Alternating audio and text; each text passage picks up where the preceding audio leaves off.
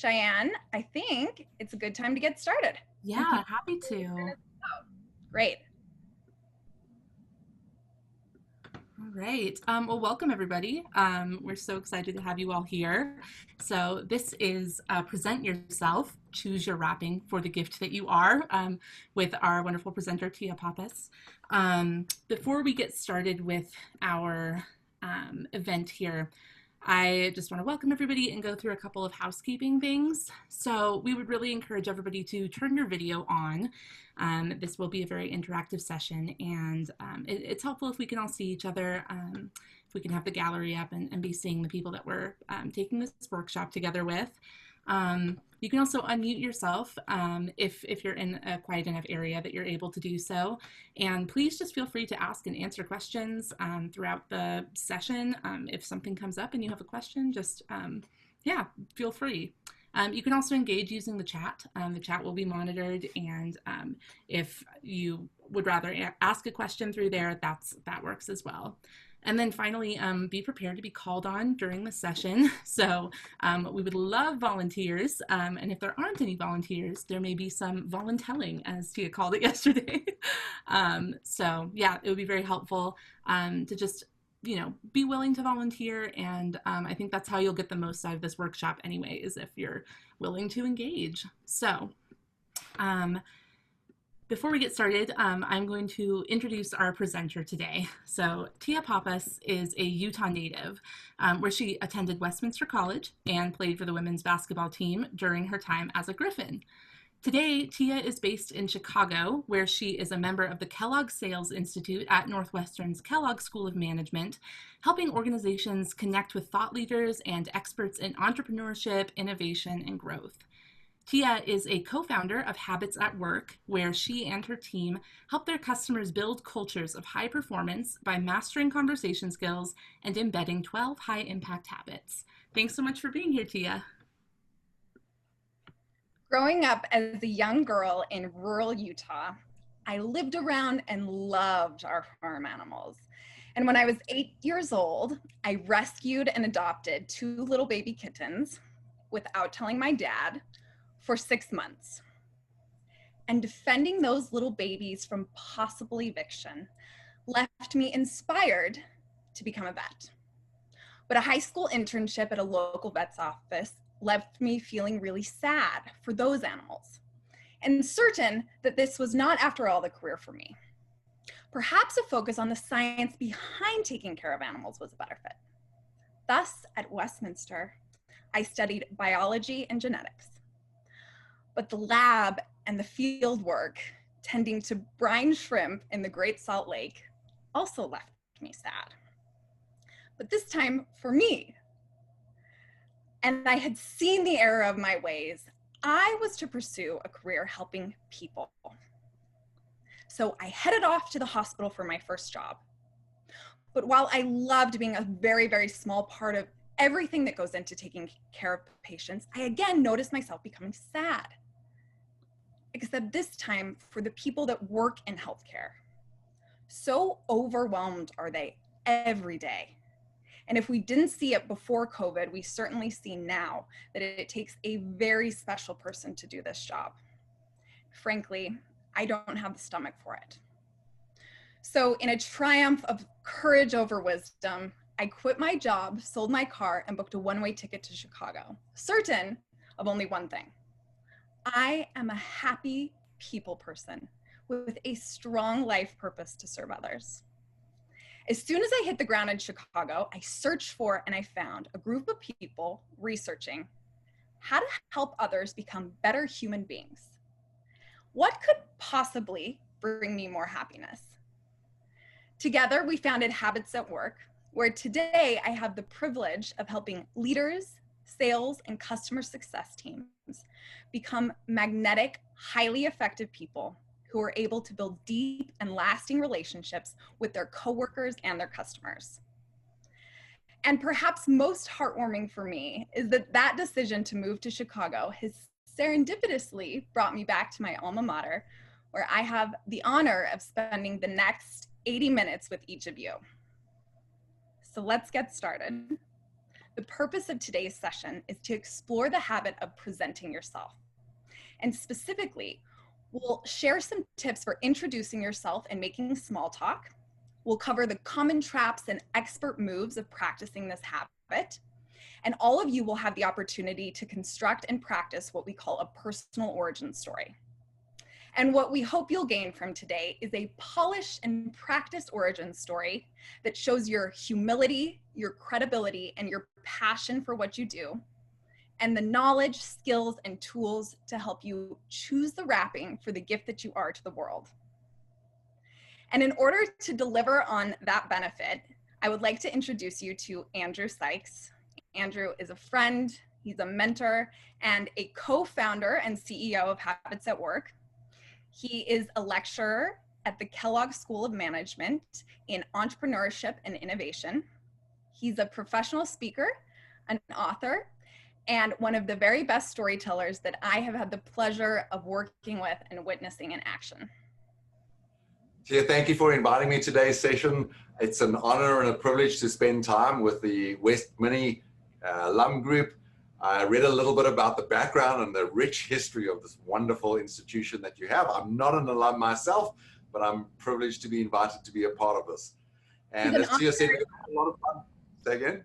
He's an honorary alum because he hears all my stories about Westminster and the Griffins and basketball, so he knows a lot.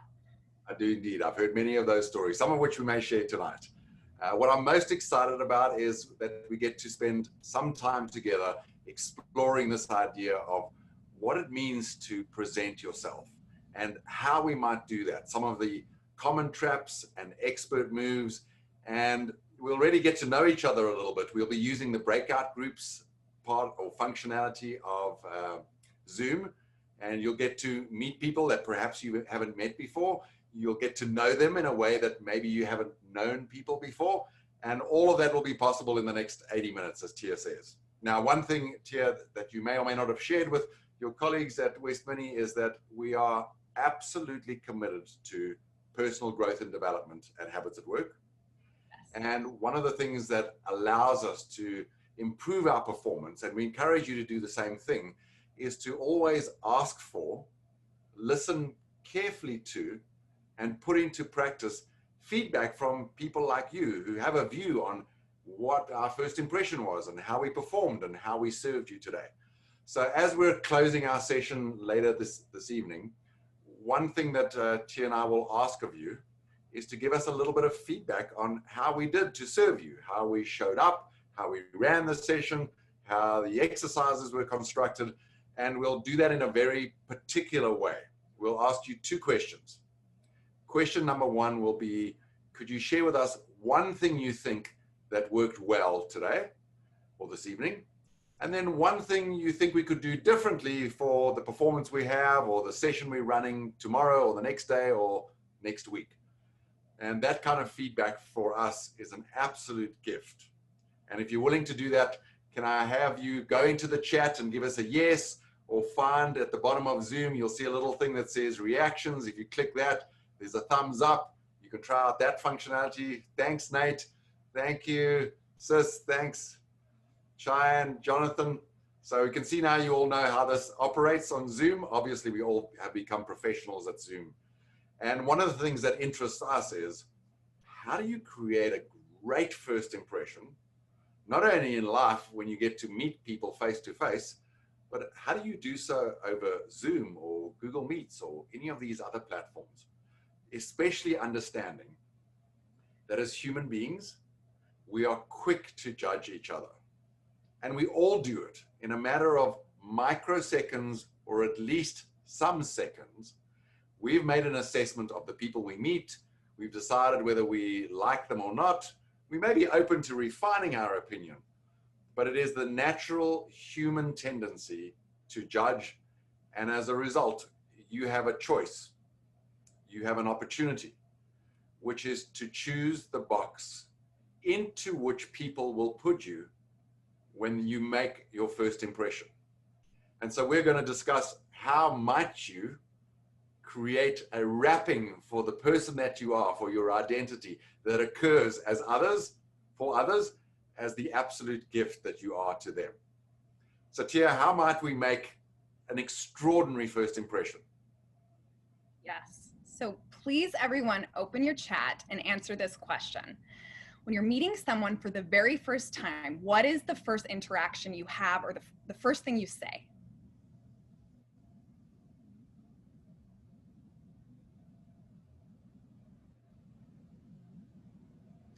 Drum roll. Hi, my name is. Yes. Hello. How are you? All right. If they don't know our name, probably the first thing that we do is introduce ourselves. So I walk up to someone, I say, hi, I'm Tia Pappas, and they respond with their name, but I'm too busy thinking about my clammy hands or the food I might have in my teeth or the million other things on my mind that I totally miss their name. Has that ever happened to you? Show of hands, wave at me on camera, yes. And who here considers themselves bad with names? Yeah, so many of us. And while there are definitely things that we can do as listeners to give ourselves the opportunity to remember someone's name, for example, repeating it 3 times immediately after you hear it throughout your conversation. Andrew, do you want to model what that might look like? Hi, I'm Tia. Hi, Tia. It's nice to meet you. Hi. Tia, is that spelled T-I-A? Yeah, that's it. You got it. Awesome. Tia, that's such a lovely name. It reminds me of the word for spelled the same way, aunt in Spanish. That's also Tia or Chia, right? That is absolutely correct. So that's an example of one thing you might do to better help you remember someone's name when you're meeting them. But consider the whole population might not be bad with names. Consider that we don't do a great job of presenting our name in a way that makes it easy for someone to remember. So how might we do that? Think about presenting your name as if you are telling a story. Why? Because stories are memorable. They elicit emotion, they connect people, they move human beings. Stories have been the mechanism for transferring knowledge since the dawn of civilization, and it's only relatively recently that we stopped using stories and traded them in for facts and figures, specifically in the professional world. So I'd like you to think of your first name and your last name and the stories behind them. For example, my first name is Tia. And there, if I dig a little, there's a story behind why my parents named me Tia.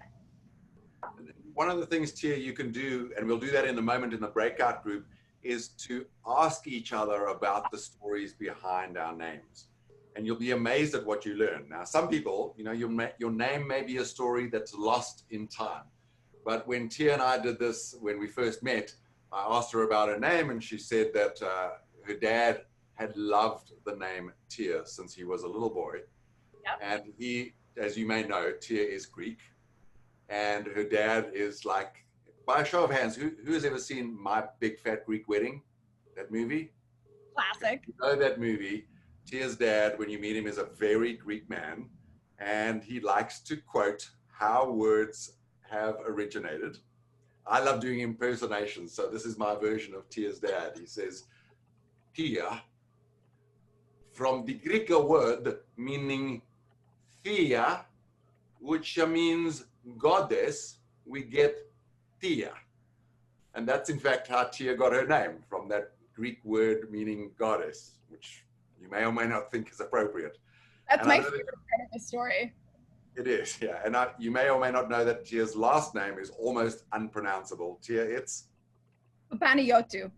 Panayiotou. And the story behind that is when your great-grandparents came through Ellis Island, they shortened it so it could be pronounceable into Papas.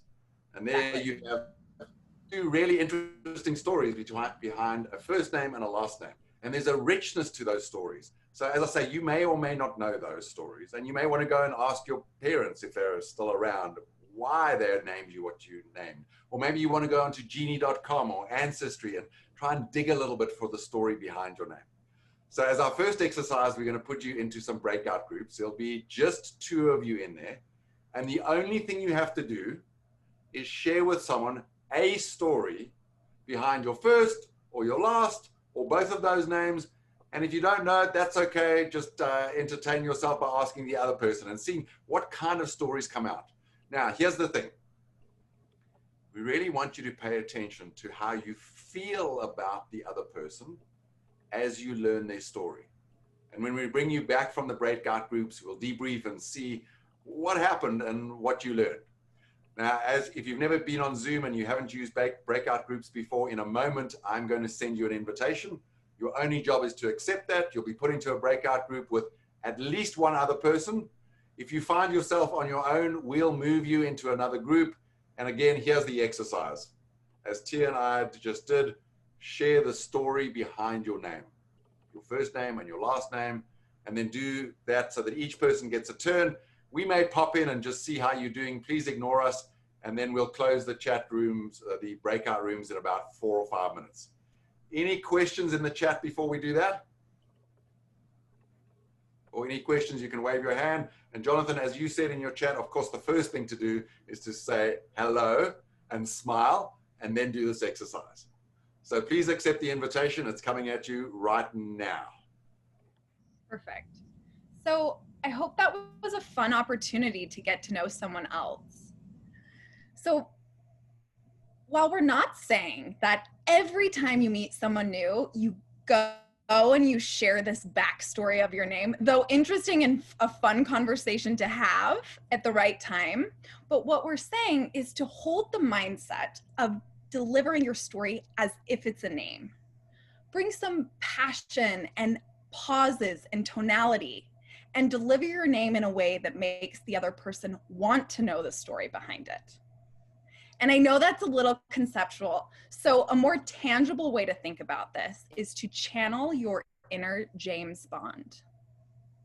My name is Tia Pappas. Now, I can't really pull off the James Bond double first name. There are people that can. Andrew is definitely one of the people that can pull off an I'm Andrew Sykes. So if you're not one of those people that can do the double first name, the key takeaway here is the pause between your first name and your last name. Because a long pause between your two names gives the other person the opportunity to hear your first name, which is really the one that matters in a conversation, and absorb it and remember it before you land your last name. So I'm going to ask a few of you to volunteer to channel your inner James Bond. And as a few of you prepare, Andrew, will you pick out a few, if we don't have volunteers, will you pick out a few to volunteer? And those of you who are courageous enough to volunteer to practice channeling your inner James Bond, I'm going to say that this is going to be super uncomfortable to add that long pause between your first and your last name. My name is Tia Pappas. And it is going to be so uncomfortable. You're going to want to step over the pause, but I encourage you to just live in the discomfort while we're practicing here in a safe space with our fellow alum, because when you go to do this in real life, you're going to speed it up anyway. So why don't we have Dana and then Brooke and then Tyler do this, and all we'd like you to do is come off mute, Dana, then Brooke, and then Tyler, and say, my name is, first name, pause, last name. Or we can do the double James Bond. You certainly can, Dana. Okay. Somehow that feels more comfortable. It does. Hi, my name's Dana Williamson. Awesome. Brooke, you're up. You're on mute. Take yourself off mute. Okay, my name is Brooke Calvin. Yeah. Was that good? That was good. Brooke, did you notice the pause may have felt very long to you? For us, it was tiny. And Okay, I felt like I was speaking a little too fast, but yeah. maybe I was nervous, maybe. That's what we do when we meet people. We're nervous, and so we speak very quickly, and we say, hi, my name's Brooke Calvin. And we wonder why we're bad at names. We're bad at names because we're bad at introducing ourselves.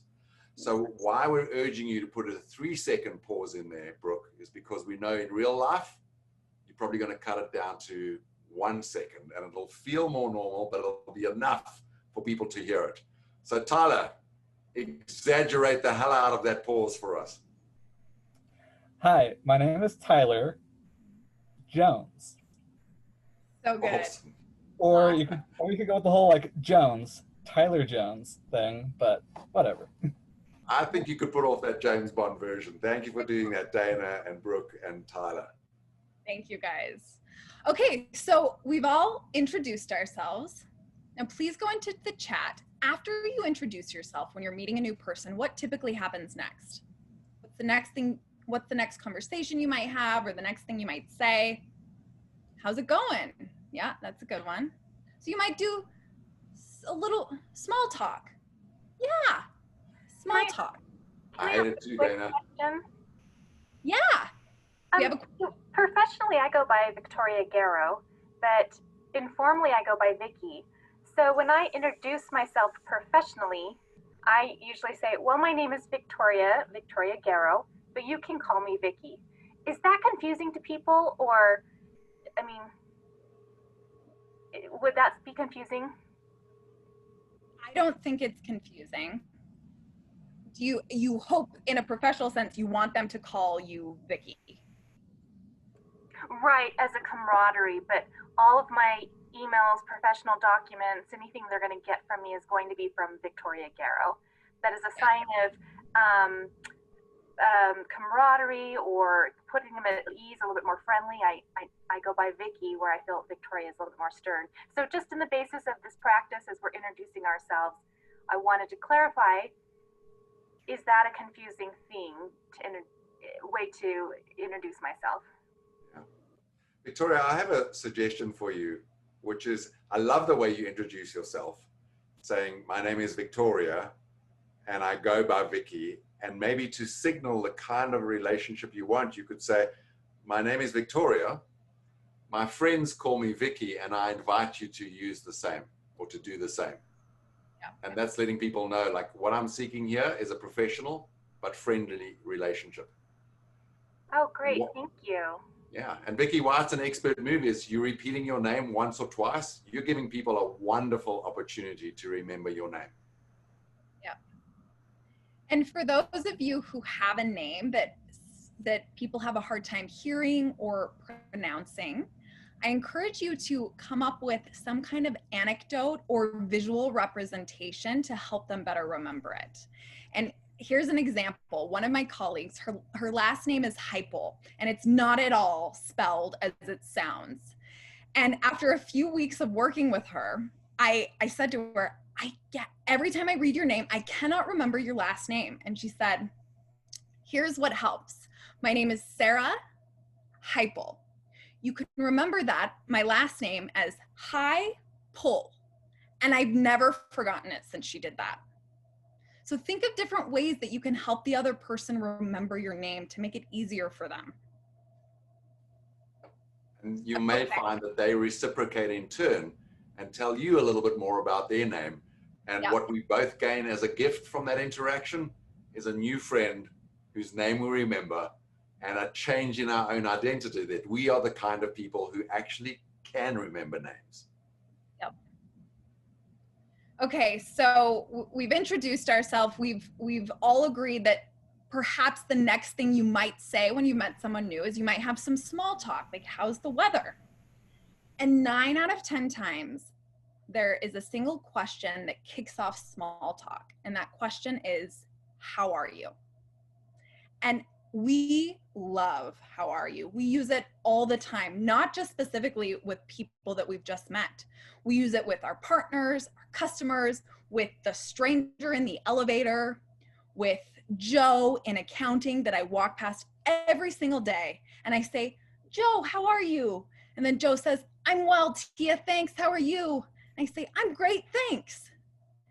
And perhaps for 20 years, we have that conversation every morning, and that is the depth of our relationship. Now, there are certainly going to be people in our lives that depth of relationship is totally appropriate and fine. But certainly there are people in all of our lives that we really do want to connect with, and we really do want to get to know more deeply. And what a missed opportunity for those people to ask them a more interesting question. At Habits at Work, when we think about questions, we categorize them based on the job that they do. And the question type that we recommend using instead of how are you is what we call a connection question. Why? Because it connects people. So a few examples of connection questions might be, what's one thing that you're most looking forward to right now? Or what is the one thing you've learned about yourself in this crazy year of 2020? I'd like everyone to think about a connection question that you might use instead of how are you the next opportunity you have. Think about it, and then when you have it, please enter it into the chat. And this is a great opportunity to use your imagination. Ask maybe even a daring question, something that would be really interesting to learn about someone else, that would just have you relate to them and them to you in a completely new way. So Gayla, what's new in your life? Love that. What are you passionate about? What's the best part of your day so far? Those are great. You have fun trips coming up. Tia, I know you're headed to Utah tomorrow. That'll be fun. I am, and I'm so happy to be coming home to Utah. Every time I fly in, I get butterflies in my stomach when I see the mountains, because I'm over here in the flat Midwest. And Midwesterners, they think that their hills are mountains, which is very interesting when I have conversations with them about what real mountains are. I love Nate's question. What caused you to choose this company or CrossFit gym, for example? That's someone, Nate, sounds like who's in the business of sales. A great question. Are things going the way you thought they would today? That's a good one, Shelley. Okay, so these are all great suggestions. And if this whole group went out tomorrow and started using connection questions instead of asking, how are you? That would be so fantastic. New relationships would be built. However, this entire group is still going to be asked, how are you? Right? So on the flip side, give a more interesting answer. Andrew, how are you today? Yeah, I'm having one of the best days because I get to do what I love doing more than anything else, which is spending time with smart people, talking about how to present yourself. And Tia, I have a nugget that I would love to share with people about how best to introduce yourself in that weird scenario when someone says, hey, why don't we go around the room or go around Zoom and introduce ourselves? So thank you for asking. You're welcome. So you'll see, team, now in my response to the question, how are you? I have an opportunity to define the conversation that I want to have. If I want to speak about CrossFit, I might say, Tia, thanks for asking. I've just finished a session at CrossFit and it was one of the most interesting ones we did. Thanks for asking. What's the next question that someone's going to ask me? They'll ask me about CrossFit, or you might ask me about this nugget I want to share about how we introduce ourselves. So thank you. Of course, tell me more. That's what we're looking for, is answering in a more interesting way. And Ashine introduced us today. She was talking about the many purposes that the Alumni Club exists for, one of which is to help people find new jobs or kill it in interviews or extend your network. And these questions where we ask people interesting connection questions or we answer them in an interesting way are an opportunity to have the conversation just flow and to have the conversation that you want to have. So now, assuming we've introduced ourselves with our first name and a pause and maybe our last name, maybe we've shared, like Vicky did, our preferred way of pronouncing our name, and then we've asked an interesting connection question. Almost always people reciprocate and they ask you the same interesting question you ask them back. And then the expert move is to define your answer such that you set out clearly the conversation you want to have. Now, in a professional setting, and Vicky, this is especially important given what you said earlier, at some point, someone in the meeting is going to do something which will probably annoy you. It's all happened to you and to us. Maybe even you're the person who does this. They'll say, why don't we now go around the room or go around on Zoom and all introduce ourselves? And everyone rolls their eyes and sighs and they wish that they didn't have to do that. But that's another one of these opportunities where you get to present yourself in a way that establishes that you're credible, that demonstrates that you're passionate, and that invites people to trust you by showing them rather than telling them that you're humble, that you have a sense of humor, and that you're the kind of person that they would like to meet. Now, that's a big promise. How might we do all of that when we're introducing ourselves? Well, the way we do that is by using what we call an origin story. And you heard one version of an origin story, what we call a long form origin story, when Tia introduced herself today. And that's appropriate for a session like this that you're leading as a facilitator, as Tia often does, or maybe if you're a professional speaker, to give a little bit of the backstory that brings to life who you are and where you came from and why you're even here. But in a professional setting, you usually have less time. It needs to be a little tighter. And so we can really all be served by what we call a formula for an origin story. So I'm going to share that with you. And as I'm doing that, I invite you to take some notes or write down what your own origin story elements are. And when I've explained the structure, Tia, I'm going to ask you to share your short form origin story using this exact structure. And then we'll give everyone else a chance to either share it with the group or go into breakout groups and share it with someone else. So here's what an origin story looks like. It begins with the ordinary world of your background. What I mean by the ordinary world is this is setting the context for who you are. Kind of like where you came from or what credentials you have, maybe your educational background, and you're wanting to do this in a way that totally establishes that you're credible, yet you can't come off as braggadocious or as arrogant. So it needs to be landed with some careful attention to your wording. And so you may say something like, my educational background is in A, B, or C, or I spent more than 2 decades in this industry doing this kind of thing. And it doesn't need to be a full resume. You have about 30 seconds to land this line. If you have a good sense of humor, you might add in some self-deprecating humor. I am, if you know what this species is, an actuary, and people generally don't understand what we do. We spend time on statistics, and it's kind of a boring profession. And so when I introduce myself, I say my educational background is in actuarial science, which is why no one speaks to me at parties.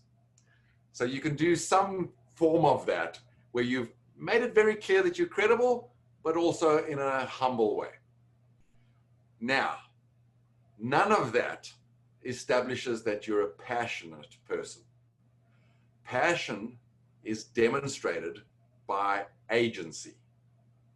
Agency is showing in the story something that you did, some moment in your life when something extraordinary happened, where you either had a realization or you had some kind of conflict or you were facing a big choice in life. And you tell this in a way that demonstrates that you took a risk, you had some courage, you changed the direction in your career. And usually this happened many times in your life, but the one that you want to bring to life is the time when this happened just before the career you now have or the job you now have. So I'll give you an example to bring this to life. If you're about to have surgery and you have 2 surgeons to choose from, they both come into the room and they introduce themselves.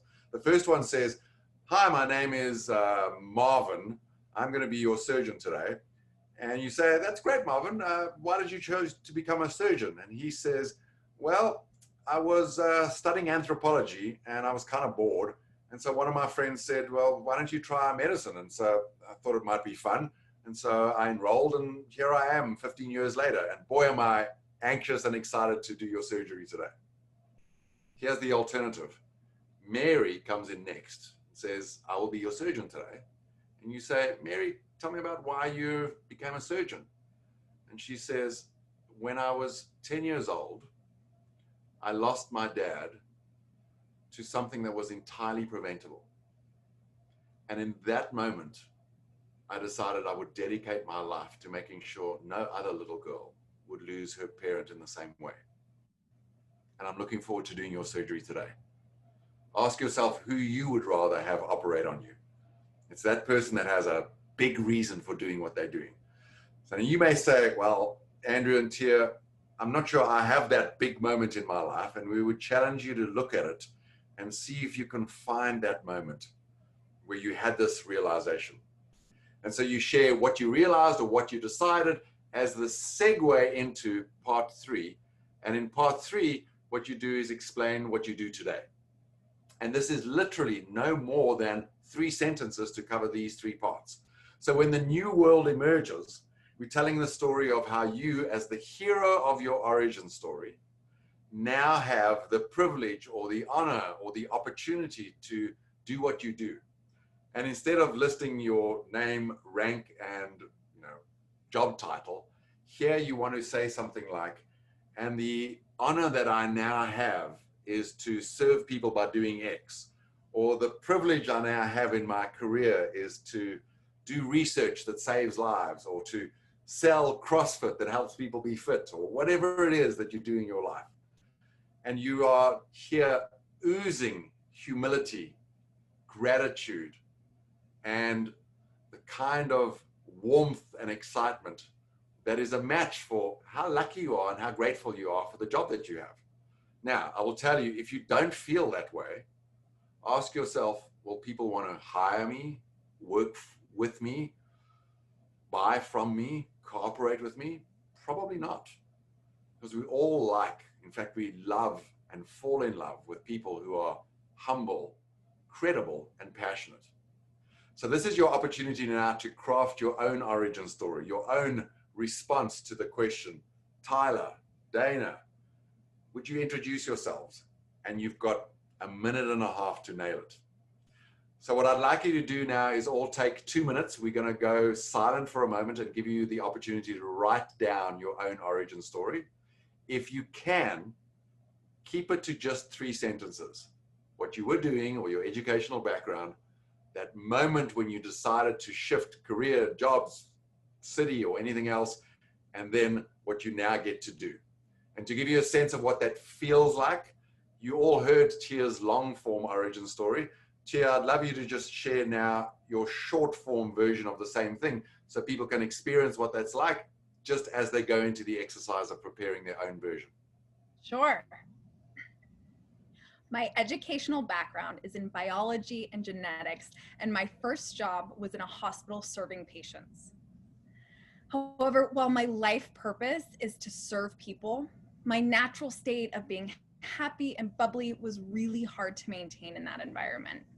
And I realized I wanted to spend my time focused on human performance improvement rather than healing. So in a triumph of courage over wisdom, I moved to Chicago, where I co-founded Habits at Work, and today have the privilege of helping leaders, sales, and customer success teams master conversation skills and the 12 high-impact habits that create magnetic, highly effective human beings.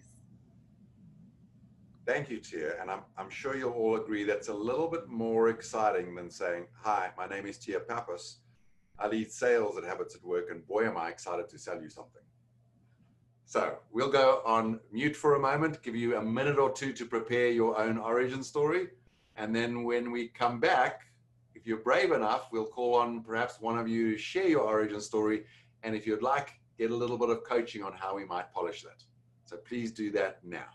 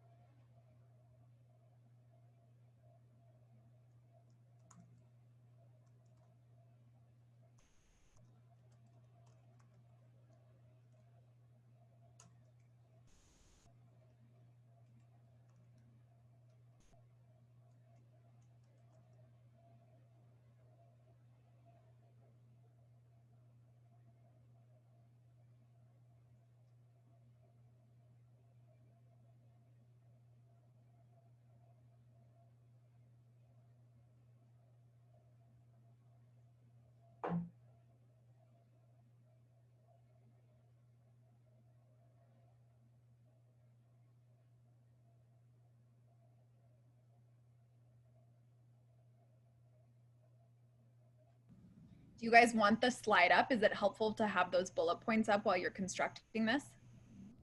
Yeah. I'll put that back up.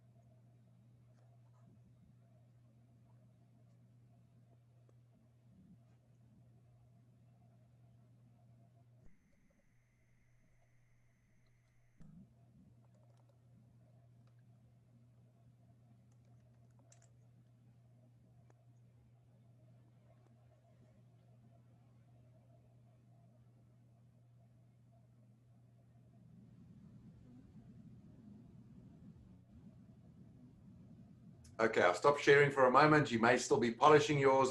Now, here's what's true.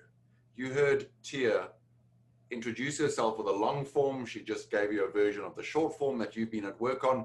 And I can tell you, because Tia is my speaking coach and I am hers, that she has done that more than a couple of times. And it's taken many times to polish it, to refine it, to bring musicality into it, to look for the drum beat throughout her origin story. There's a lot of work that goes into it. And you should not expect to have yours be extraordinary the first time out. In fact, the reason we're doing this together is so that we can learn from each other, get a little bit of coaching from each other. So I'd like you to lower the stakes and lower your own expectations about your own origin story. And it may already be fantastic, but I want you to feel safe to share if you would like to. And I have an offer for you. If someone is brave enough to share their origin story with all of us and open to receiving a little bit of coaching, we're happy to do that live. And the benefit you'll get is you'll get some more opportunity to polish it than everyone else will get in the breakout rooms in a moment. And you'll be a role model for everyone else to watch the process of how origin stories become polished gemstones.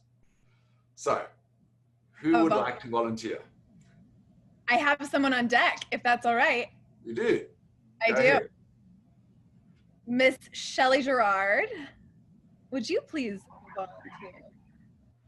I certainly will. I told Tia and Chad I'm outside. Can you hear me? We can hear you. Okay, I am outside. I normally live indoors, but I am outside hiding from my children to be on this call because I am so excited about it. Okay, my name is Shelley Gerard, and I am, yes, thank you. I am a coach, a basketball coach, and I coached a lot of folks on this call at Westminster College. My education was at Vanderbilt, and I majored in human and organizational development, which, unlike a lot of people who drift away from perhaps what they majored in college, I am more and more dialed into my major, which focuses on working with small groups and small group behavior. So luckily, I played basketball in college, and that fit perfectly with teams. Basketball teams, small group behavior. And that was one way I knew I could be around small groups, observe their behavior year to year. The team changes. Every year it's a new group I get to work with. That's what I'm most passionate about. Recently, I have moved into the role of Associate Athletic Director, and I oversee now coaches. So I have a small group of coaches I work with, and therefore get to know even more teams on campus besides my own. So I feel like I'm branching out.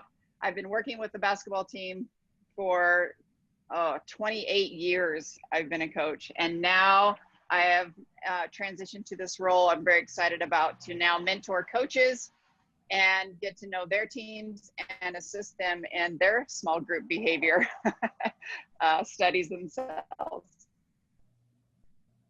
Awesome, Shelley. That's all I have.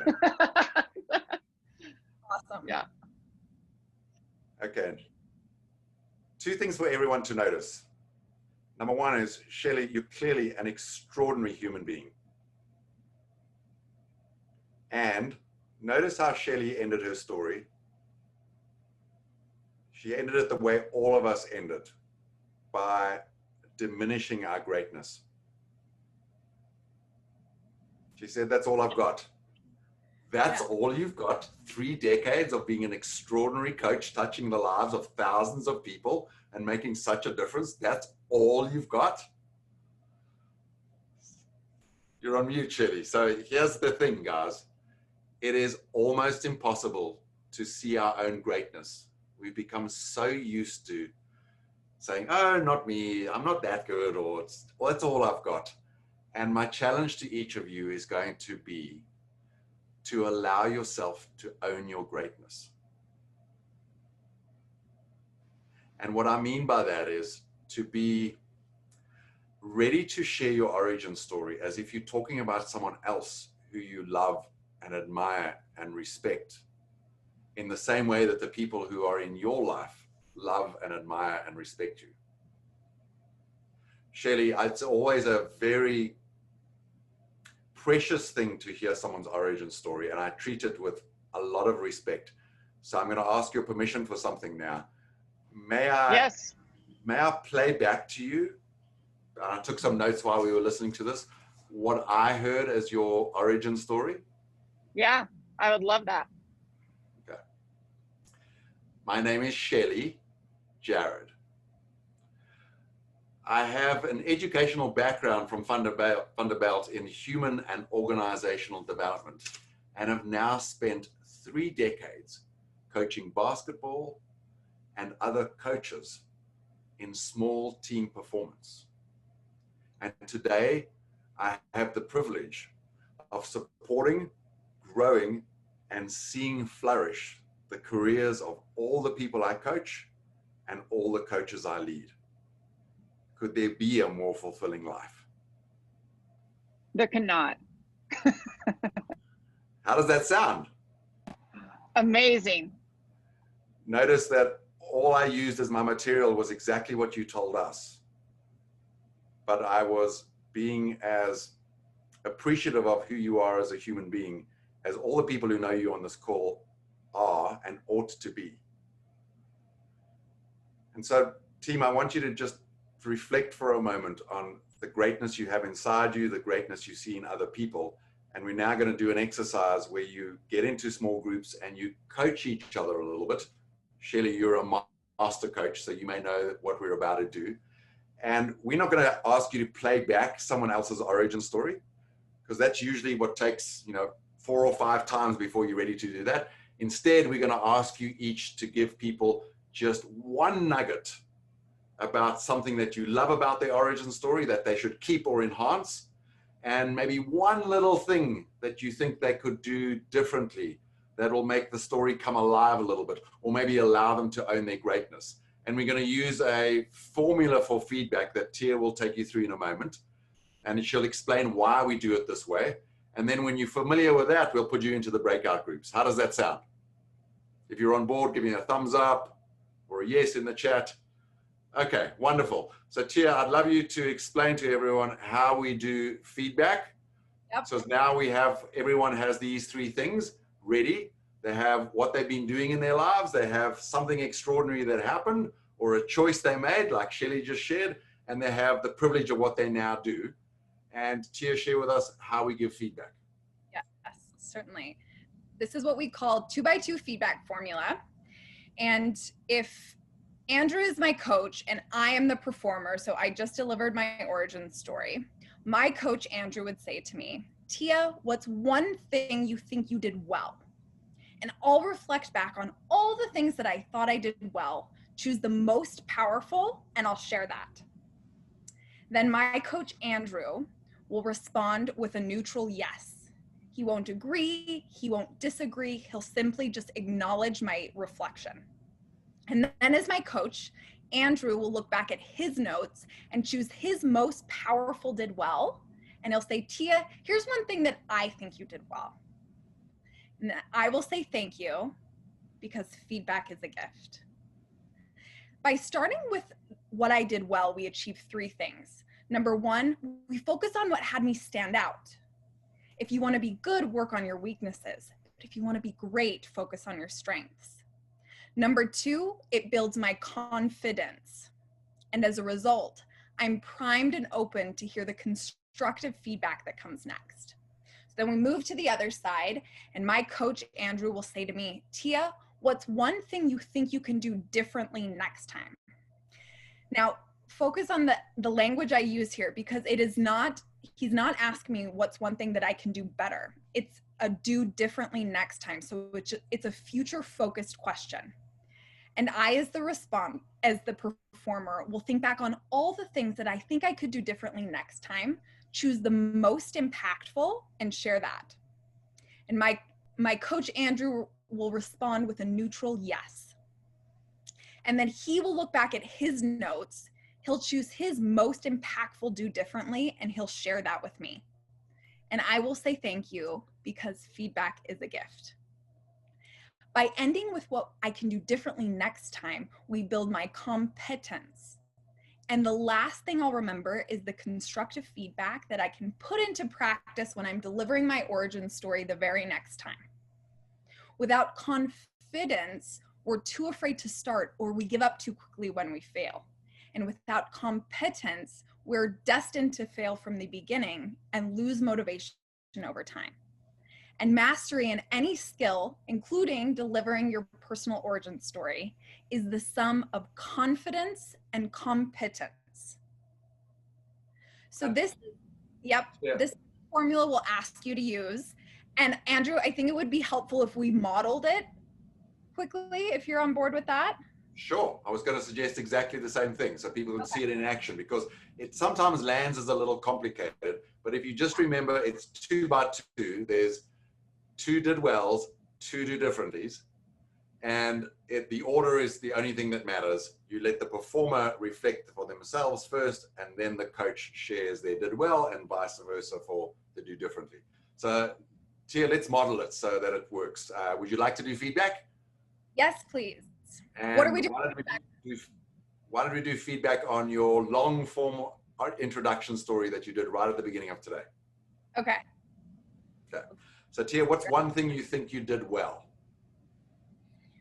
One thing I think I did well was deliver it with energy and enthusiasm. Yeah. And one thing I think you did well is you had a big grin on your face, especially when you were talking about the kittens that you adopted, I think, and then had to protect from your dad confiscating them or giving them away. Yes, thank you. Okay, Tia, what's one thing you think you could have done differently or might do differently next time you share that story? Yes, the one thing that I think that I can do differently next time is to add more pauses. Felt there were places where I stepped over a pause and I didn't allow everyone to absorb what I was saying, or laugh at a joke or feel with me based on what I said. So I would add more pauses and longer pauses. Yeah, pauses are always they're the thing. Expert move.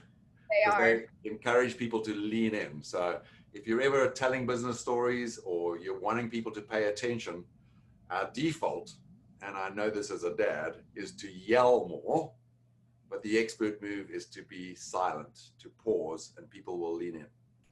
So Tia, my do differently for you is, I know it's a challenging world. We're all working on being more engaged over Zoom. And I think as you share your story, you can focus a little bit more on engaging us by looking into the green dot where your camera is versus looking into the faces of the wonderful people joining us. Yeah. Thank you. Got it. So you've all seen how this is done. And now you have a sense of 2 things that will be required for this exercise as we set you up. Number 1, you have an origin story. And number two, you have a way of giving feedback. And if you need a reminder, Cheyenne's going to put in the chat right now the instructions for the breakout groups that I'll give you in a moment, so you have them fresh. You can download them from the chat if you need them. But a quick reminder, here's what it looks like. As I put you into breakout groups, let's say it is Brooke and Robin together. Brooke, you'll go first and you'll share your origin story and just dive right in. No preamble, no talking about it, just get straight in there. And as you finish, Robin will give you 2x2 feedback. So Robin will say, Brooke, what's one thing you think you did well? You'll answer. And then Robin will share who did well. And you'll say thank you. And then Robin will say, Brooke, what's one thing you think you could do differently next time? And you'll answer. And Robin will share her do differently. So you'll be gaining two things out of this. A little bit of polish on your origin story. And B, you'll be learning how to be or how to become an even more effective coach. Dare I say, we might all take one step towards professional coaching like Shelley. So are you ready to go into your breakout groups? Do you all have the instructions? Are there any questions you'd like to ask before we put you in there? And real quick on the instructions, Cheyenne dropped a PDF file directly into the chat. Sometimes there's an issue downloading those files. So I have put the link to a Google Doc that will show those exact same instructions in your web browser if that works better for you. And the 2x2 formula is included in there for your reference. Yes. Last push. Please be brief with your origin story and be brief with your feedback. You'll only have around about 10 minutes to get this whole exercise done in both directions. So there's not much time to mess around. So here comes your invitation. Have fun, and we'll call you back. I'll signal to you in the chat when you should be changing from one person to the next. Otherwise, I will see you soon. Welcome back, everyone. I'd like to ask you one or two questions for you to reflect on, or maybe even to share. First question was that easy or was that hard? If you think it was easy, raise your hand.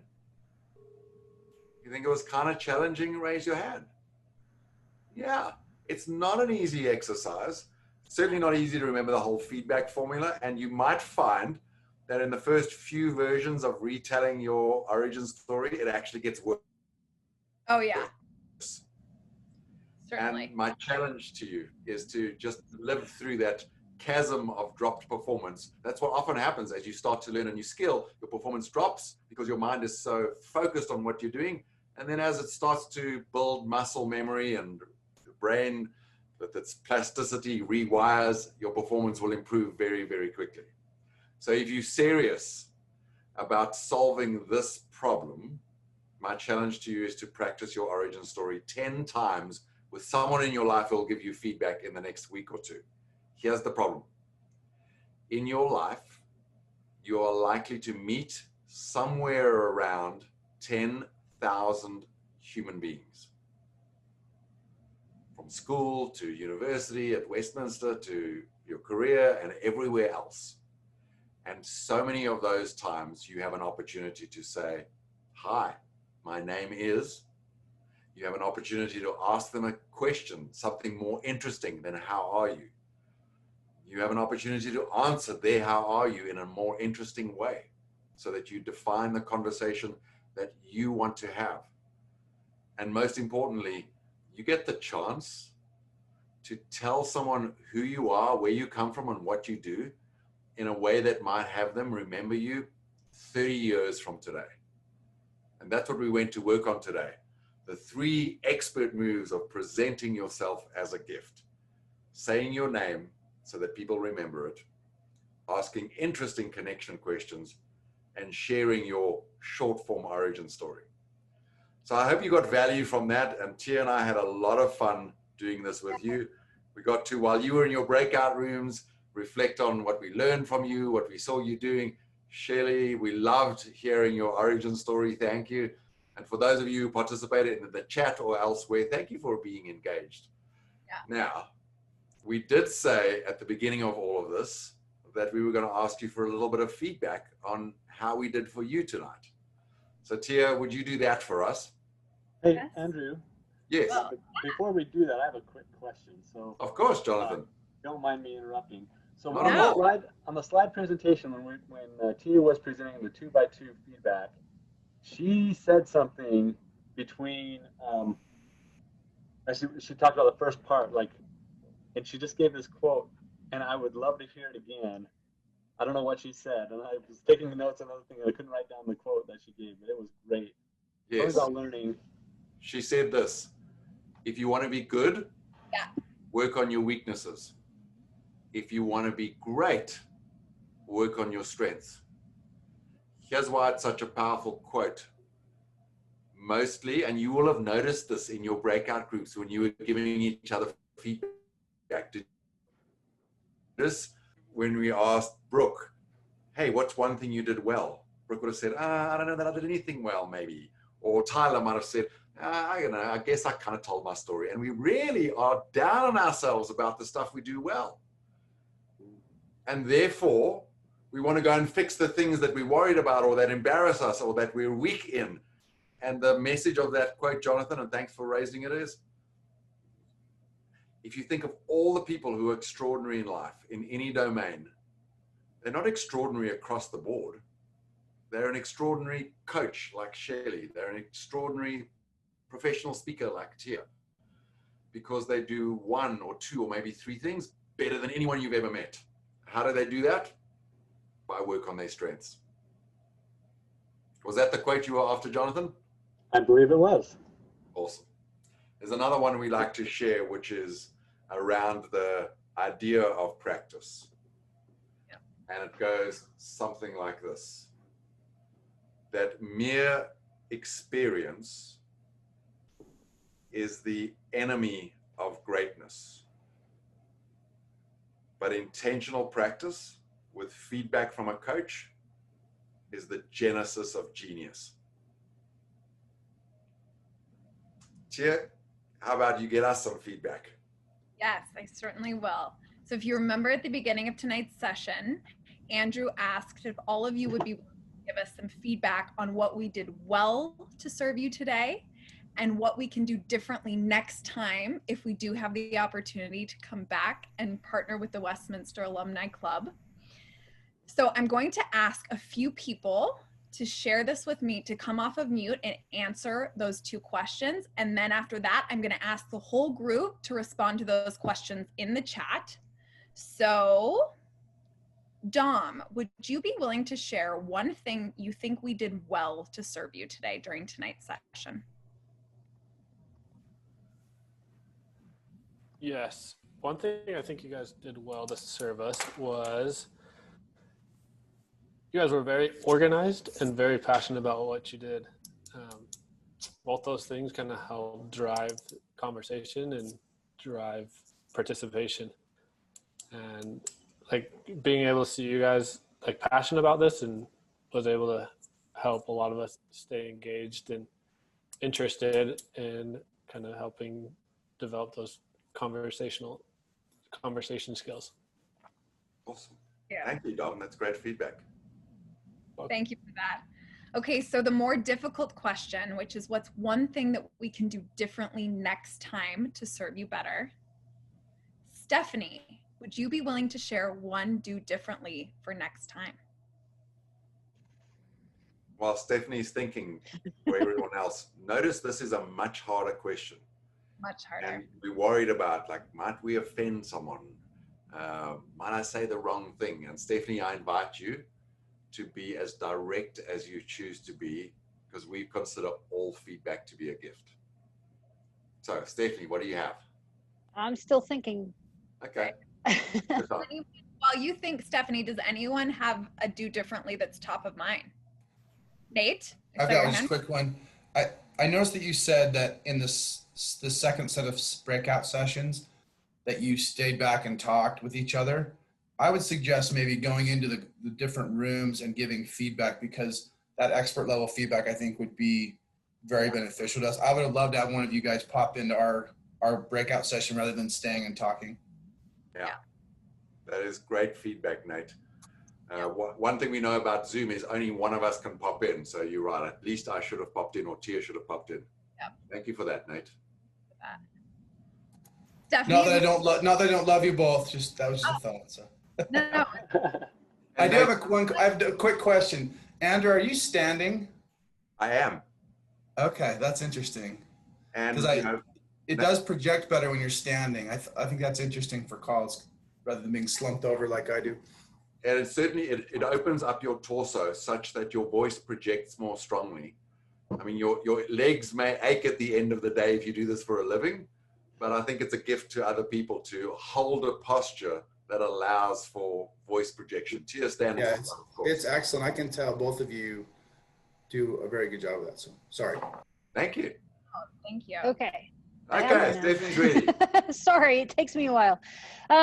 I think it might be helpful for some as they're thinking of these open-ended questions to maybe give a couple of minutes for them to practice that in the actual breakout room so that they can think about not only the question, but then how to respond and then how to carry on that conversation. Got it. Especially around connection questions, which are, they take some imagination, which by definition requires a little bit of time to think of how to construct them and how to answer them. Thank you for that. Oh. And I will Tia ask. promised me that we would meet some very intelligent and gracious people that make up the Westman alum, and you were right. Thank you for the privilege of allowing me to join you, Tia. Thank you for joining me. I just, while I say this, if you have any other feedback for us, a did well or a do differently, please put it in the chat. But I would just like to say I had so much fun today. I love Westminster so much. I loved my experience there, and this was really, really fun for me. So thank you for giving me and Andrew the opportunity to be with all of you tonight. Thank you, Tia. Can one more request? I only wrote down half of Andrew's quote. So he said mere experience is the enemy of greatness, then something about feedback. And I want to share this with my daughter, so she understands what I'm kind of trying to convey. The second quote. The second quote that Andrew gave. Okay. Okay. Jonathan, would it be easier if I gave it to you in the chat, or may I just say it out loud? Just say it out loud. Okay. Mere experience is the enemy of mastery.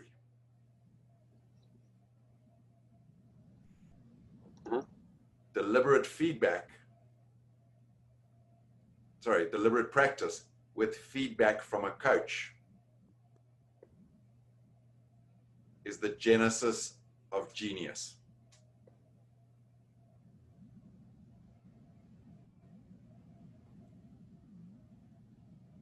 And Jonathan, if you weren't able to get that, reach out to us on LinkedIn or find us through Cheyenne on email, and we'll happily share the quote. Okay, yep, I've got it. Awesome. Thank you. My pleasure. Cheyenne, back to you. Thank you all so much for joining us tonight. This was awesome. Please keep an eye out on your email. We will be sending along the recording and the slides from this presentation so you can keep working with it. And then also, if you have additional feedback, there will be a place to do that in the email as well. I just want to give a quick shout out. Our next session that we have coming up is in conjunction with Westminster's Career Center, open to all alumni, and it will be about how to ace your virtual interview. And I think that you'll be able to use what you learned in this session and apply it to that as well. That's on September 10th, and you should get an email about that as well. Thanks so much for being here and for sharing your expertise. This was wonderful. Thank you, everyone. Thank you, Tia. Thank you. Bye-bye. Bye-bye. Bye, everyone.